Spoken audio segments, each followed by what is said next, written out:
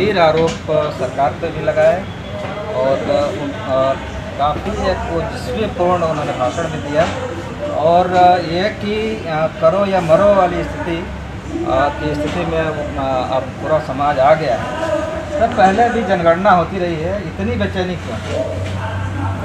बेचैनी है कि ये सरकार बहुत तेज़ी से पहले हमारे साथ धोखा करती आई शुरू से, आज़ादी के पहले भी आज़ादी के बाद भी बहुसंख्यक समाज के साथ ये मनुवादी सामंतवादी विचारधारा के लोग हमारे साथ बहुत गलत करते आए। इस देश के अंदर बाबा साहब अम्बेडकर नहीं आए होते तो हम सब पे खड़े होने के और वाइट देने का भी अधिकार नहीं था। ठीक है, तो आज़ादी के बाद भी संविधान लागू होने के बाद भी हम लोगों को मतलब जानवरों से बदतर कैटेगरी में आज भी समझा जा रहा है। चाहे हमारे हक अधिकारों को लेकर हो, चाहे हमारे मान सम्मान को लेकर हो, चाहे हमारा प्रेजेंटेशन लेकर हो, सुप्रीम कोर्ट हो, हाई कोर्ट हो, यूनिवर्सिटी हो, तमाम तरीके से हमारे लोगों के साथ जाति की जा रही है। लगातार खेतों खलिहानों के अंदर हमारे दलितों, पिछड़ों, अल्पसंख्यक समाज के बहन बेटियों के साथ, छोटी छोटी बेटियों के साथ रेप हो रहा है। अभी हाल में ही बनारस के अंदर 11 वर्षीय बच्ची के साथ रेप हुआ और उसको रोड से पीट पीट कर उसकी हत्या की गई। अभी दिल्ली के अंदर रेप हुआ और उसकी हत्या की। इस तरीके से लगातार अमानवीय चेहरे इस तरीके से सामने आ रहे हैं। ना इस पे प्रदेश सरकार चिंतित है, ना संसद चिंतित है, ना पार्टी चिंतित है, ना नेता चिंतित है, ना महिला आयोग चिंतित है, ना मानवाधिकार आयोग चिंतित है, ना सुप्रीम कोर्ट, हाई कोर्ट चिंतित है। इसकी चिंता करेगा कौन?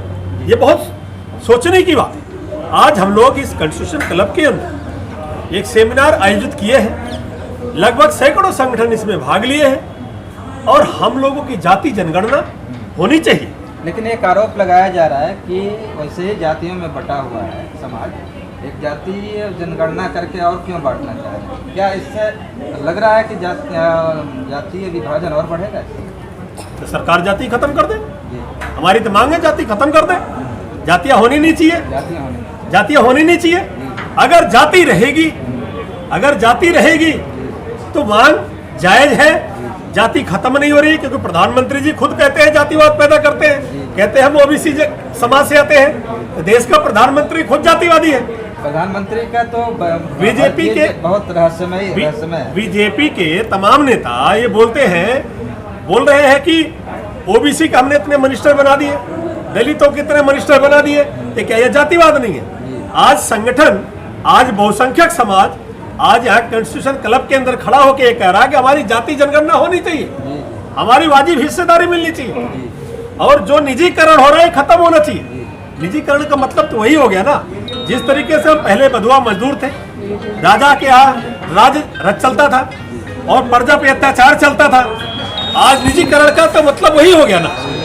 हम लोग इस निजीकरण की जिंदगी से बाहर निकल करके इस आजाद भारत के अंदर आजाद रहना चाहते हैं और अपनी संख्या के हिसाब से अपनी हिस्सेदारी चाहते हैं, अपनी काबिलियत के हिसाब से हिस्सेदारी चाहते हैं। और इसको हम लोग लेकर के 20 अगस्त को हम संसद का घेराव करने जा रहे हैं। 20 अगस्त को संसद का घेराव करने जा रहे हैं। देश के तमाम उन संगठनों के हाथ जोड़कर निवेदन करते हैं कि आप सभी साझेदारी मोर्चे के तहत इस आंदोलन को करना है।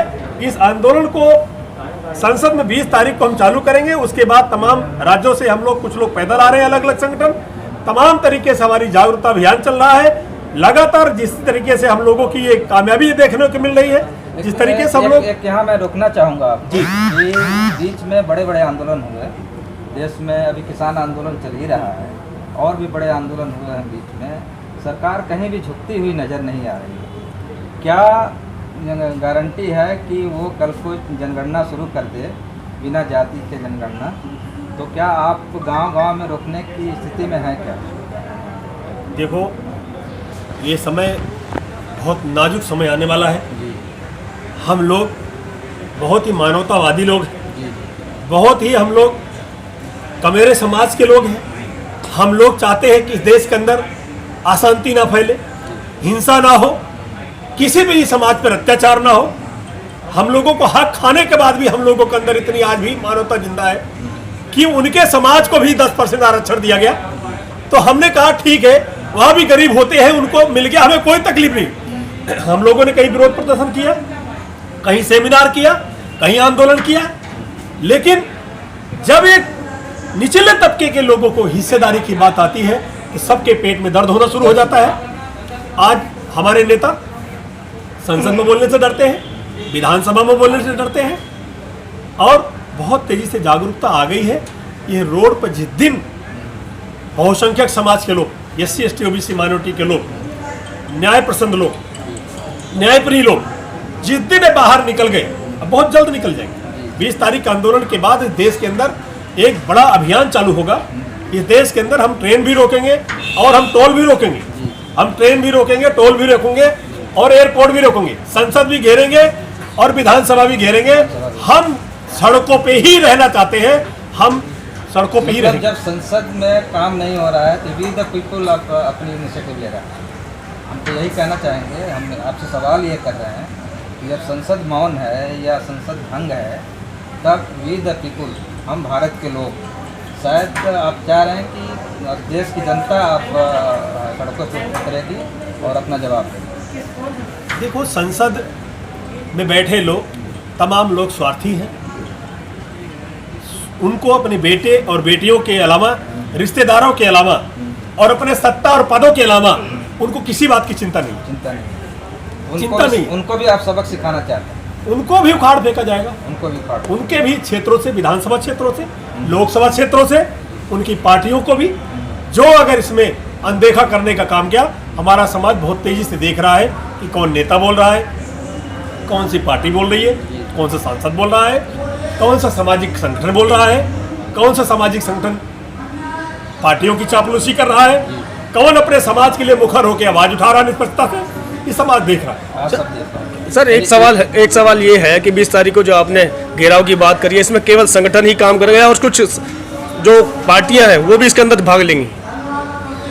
कोई भी बहुसंख्यक समाज के नेता अगर हमारे बीच में आता है, उसका स्वागत है।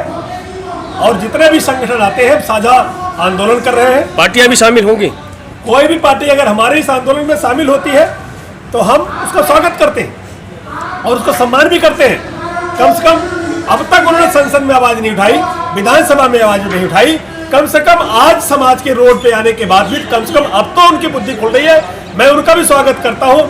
कम से कम इस लास्ट वक्त पर कम से कम उन्होंने समाज का साथ तो दिया, उनका भी धन्यवाद करेंगे जो लोग सड़कों पे आएंगे। ये थे RS यादव जी, और इन्होंने बड़े बेबाकी से तमाम विषयों पर बात रखी और कैसे आंदोलन को बढ़ाना है और कैसे जीत की ओर बढ़ना है। इसी उम्मीद के साथ कंस्ट्रक्शन क्लब से मैं मोहम्मद सिंह